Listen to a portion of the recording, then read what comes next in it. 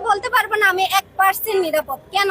যে জায়গায় একটা বাচ্চা নিরাপদ না, বাচ্চা তো তার যদি আমি সঠিকভাবে বলি তার শারীরিক বিকাশ এখনো হয় নাই, ওই জিনিসের প্রতি একটা ছেলের যদি লোভ হইতে পারে, এই জায়গায় আমি সম্পূর্ণ হচ্ছে গিয়ে শারীরিকভাবে সুস্থ এবং আমার সম্পূর্ণ শারীরিক গঠন সবকিছু একদম ঠিকঠাক আছে। তো ওই হিসাবে চিন্তা করলে যে তার তুলনায় আমার বিকাশটা বেশি, তো তার থেকে আমি বেশি লোভনীয় হব, ওই জায়গায় তো আমি আরো বেশি রিস্কি। কারণ হচ্ছে গিয়ে ছেলেদের কাছে ভোগের জিনিস মাত্রই বুঝে শরীর।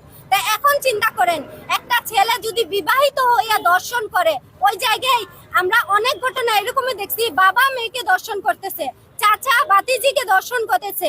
ওই জায়গায় তো আমরা যখন আমাদের বাবার দিকে তাকাবো, আমাদের ভাইয়ের দিকে তাকাবো, আমাদের চাচার দিকে তাকাবো, তখন আমাদের মনে হবে সেও মনে হয় দর্শক। কারণ আপনারা যারা পুরুষ জাতি তাদের দিকে একটা হুমকি স্বরূপ একটা প্রশ্ন সুরে আসছে যে সে কি দর্শক? আরে ওর বাবা তো ওকে দর্শন করছে, তাহলে আমার বাবাও তো আমাকে দর্শন করতে পারতেছে। আপনি একটা জিনিস খেয়াল করবেন, এখনের দিনের মায়েরা কিন্তু বাবার কাছে মেয়েদের একা রেখে যায় না। কেন? কারণ আপনারা ওই বিশ্বাসটা ভঙ্গ করে ফেলেছে। অনেক বাবারা মেয়েকে দর্শন করেছে, যে জায়গায় একটা বাবা মেয়েকে দর্শন করতে পারে, ওই জায়গায় রাস্তার মানুষ দর্শন করাটা বিলাসিতা ছাড়া আর কিছু না। ওই জায়গায় আমি আমার ঘরের ভিতরেই সেফ না, আমার বাবাই আমাকে দর্শন করার জন্য দর্শন করতেছে। আমরা এরকম ঘটনা অনেক দেখছি।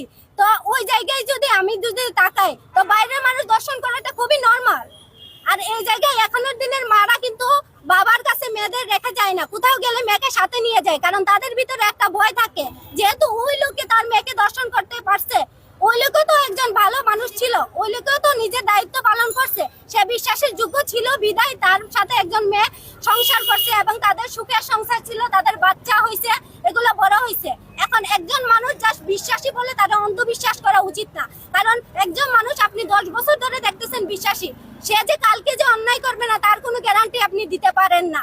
তো ছেলেদের ক্ষেত্রে যে জায়গায় বাবা বাবা হচ্ছে মেয়েদের একটা ইমোশন, ওই বাবা যদি মেয়েকে দর্শন করতে পারে, এত বছর পালন করে লালন পালন করে, এত বছর বিশ্বাসের যোগ্য থাকে, হঠাৎ একদিন যখন দর্শন করে ফেলে, তখন কি ওই বাবাদের প্রতি মেয়েদের বিশ্বাস থাকে? কারণ আমরা মেয়েরা বাবাদের খুব বিশ্বাস করি, আর বাবাদের যে বিশ্বাস করি সাথে এই প্রশ্নটাও জাগে যে সেও তো তার বাবাকে, যে দর্শন হয়েছে সেও তো তার বাবাকে বিশ্বাস করতো, সেও তো তার বাবাকে নিয়ে গর্ব করতো।